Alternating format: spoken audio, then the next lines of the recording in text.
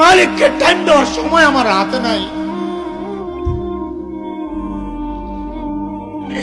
একদিন তো আফসোস কর ভাই, কি করলাম, ইয়া লাইতানি কদ্দামতু লিহায়াতি, ইয়া লাইতানি কদ্দামতু, হায় জীবনের জন্য যদি কিছু বাটাইতাম। এই দেখ আমার দিকে তাকা, আমি তো এখন আফসোস করি, আরে যৌবনের 32টা বছর শেষ করলাম, আরে কি করলাম। প্রতিদিন যদি একবার করে সুবহানাল্লাহ পড়তাম তো আমল নামায় কতগুলো সুবহানাল্লাহ জমা হইত। আরে 2 রাকাত করে নফল নামাজ যদি পড়তাম তো আমল নামায় কতগুলো নফল নামাজ জমা হইত। কি করলাম, কই কই ঘুরে ঘুরে টাইম শেষ করলাম।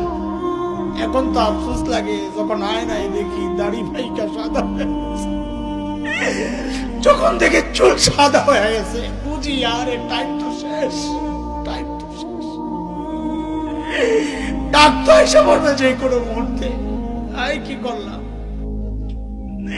আরে ভাই আমার, মালিককে টাইম দাও, মালিককে টাইম দাও, ফালতু সময় খাইও না, নষ্ট করো না।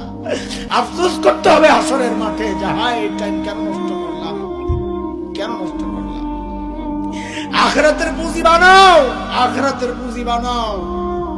পুঁজি তো বানাইছি, কিন্তু ওই ঘাটতির মধ্যে ওই আমল নামায় শুধু গুনাহ আর গুনাহ।